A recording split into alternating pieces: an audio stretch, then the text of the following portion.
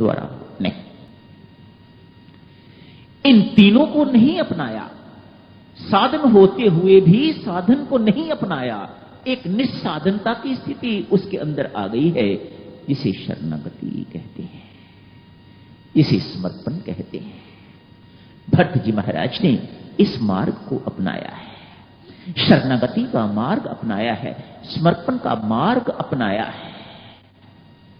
एक विधवा कहे कि मैं अब ब्रह्मचारिणी बन गई हूं, तो ये ब्रह्मचारिणी का व्रत नहीं है, तो विधवा हो गई है, उसके पास भोग सामग्री रही नहीं है। साधन होते हुए भी यदि कोई निस्साधन हो जाता है, ग्रस्त होते हुए भी यदि कोई ब्रह्मचर्य का पालन करता है, तो बहादुरी है। ऐसा नहीं है। भट्ट जी महाराज के पास साधन नहीं है, सब साधन है, लेकिन उनकी मान्यता है मेरे पास कोई साधन नहीं है, ना मेरे पास शिक्षा है, ना मेरे पास दीक्षा है, ना मेरे पास भक्ति है, ना मेरे पास ये है, ना मेरे पास प्रेम है, मेरे पास कुछ नहीं है।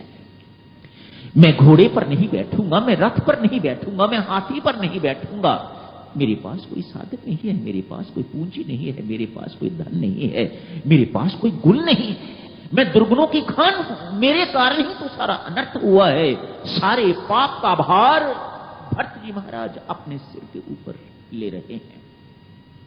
मैं कैकेयी को भी दोषी नहीं ठहराता, भले ही मैंने गाली निकाली है, कैकेयी ने आखिर किया है सब कुछ तो मेरे लिए ही तो किया है, मैं ही इस अनर्थ का कारण, सब कुछ अपने सिर के ऊपर भट्ट जी महाराज ले रहे हैं।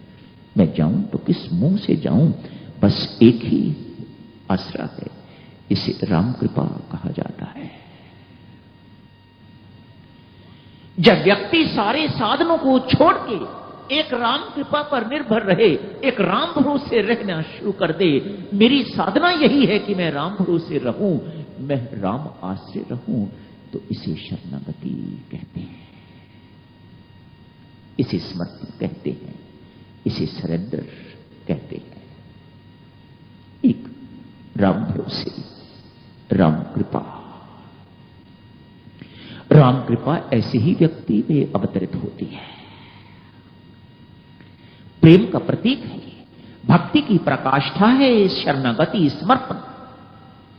जब व्यक्ति इस प्रकाष्ठा को पहुंच जाता है तो परमेश्वर अति दयालु, अति कृपालु, उसके प्रेम को देख के तो अपनी कृपा को उसमें उड़ेल देते हैं।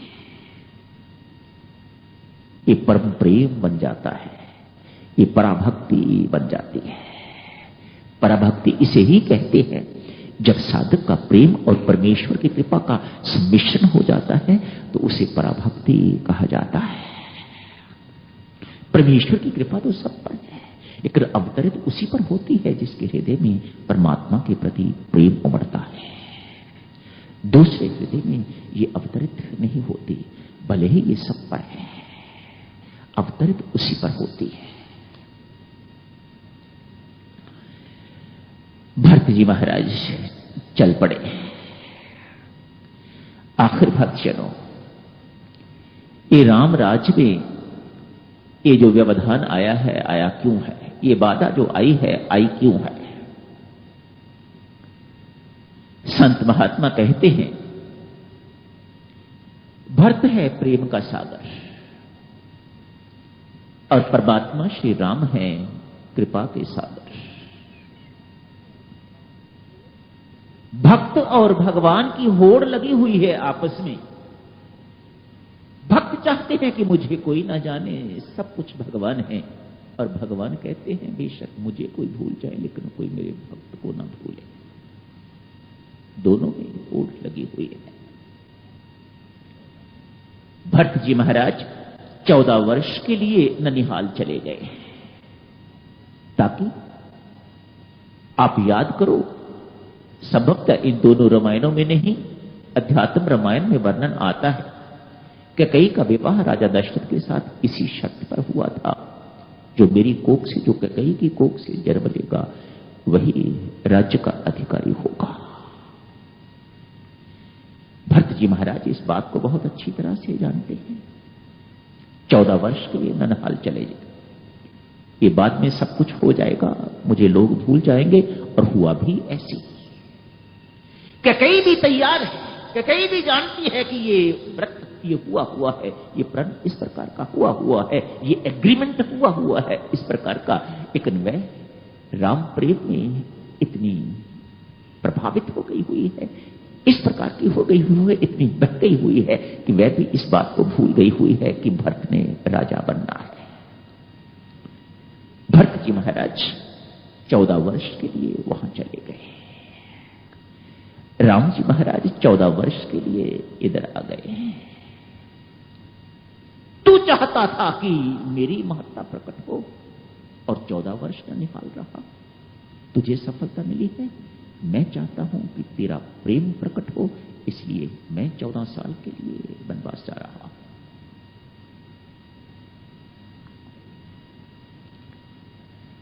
प्रेम का सागर एवं कृपा का सागर चित्रकूट में मिलने जा रहे हैं। दोनों वहां मिलेंगे जाके। चित्रकूट पहुंचते ही इससे पहले भरद्वाज ऋषि का आश्रम आता है। निषाद से होते हुए भरद्वाज ऋषि के आश्रम में जाते हैं। भरत जी महाराज महर्षि भरद्वाज के चरणों पर अपना शीश नवा देते और रखे रखते। शर्मिंदगी है बड़ी भारी, बड़ा भारी संकोच है, अपना सिर उठाते नहीं। भरद्वाज मुझे अवश्य पूछेंगे, क्या तू ही वह भरत है जिसके कारण ये सारा अनर्थ हुआ है? क्या तू ही उसको माता कैकेयी का पुत्र है?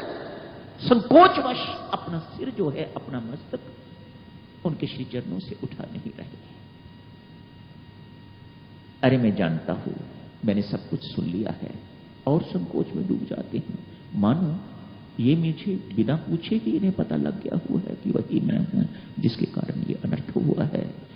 अपना मस्तक और निभाए रखते हैं, उठाते नहीं। अरे भट्ट, तू अपराधी नहीं, मस्तक उठाया है। अपराधी तो कैकेयी है। अरे वास्तव में तत्व दृष्टि से देख, तू तो बड़ा ज्ञानी है, ध्यानी है, समझदार है। धर्म के सार मर्म को तू समझता है। वास्तव में दोष कैकेयी का भी नहीं है। तो महाराज, महर्षि भरद्वाज कहते हैं, दोष तो उस सरस्वती माता का है जो कैकेयी की जुबान पर बैठ गई और जिसने ये सब कुछ करवाया। भरत जी महाराज बड़े चकित। महर्षि, सरस्वती माता का नाम लेते बुद्धि विमल हो जाती है, और आप कहते हैं माता सरस्वती के कारण कैकेयी की बुद्धि जो है भ्रष्ट हो गई। आगे जाके जब भट्ट जी महाराज चलते हैं उनको ले जाने के लिए, देवता लोग एक बार फिर मां सरस्वती के पास जाते हैं और जाके हाथ जोड़ के विनती करते हैं, माते जैसा काम पहले किया था वैसा ही आपको अब भी करने की आवश्यकता है। कहीं मां ये भरत राम को लाने में सफल हो गया तो हमारे सब किए किराए पर पानी फिर जाएगा। मां सरस्वती के पास देवता लोग फिर गए हैं एक बार और जाके ये प्रार्थना करी है, जिस प्रकार से ये आपने अभी तक किया है, मेहरबानी करके अब ये एक और कारनामा करो। ये किसी भी ढंग से भरत को सफलता नहीं मिलनी चाहिए कि वह राम को वापस ले आए। जानते हो देवियों सज्जनों, मां सरस्वती ने क्या कहा है? वह कहती हैं कि आप सोचते हो मैंने आपकी बात सुन के तो कैकेयी की जुबान पर विराजमान हो गई थी। आपके कहने पर वह जाके वहां बैठ गई थी? नहीं।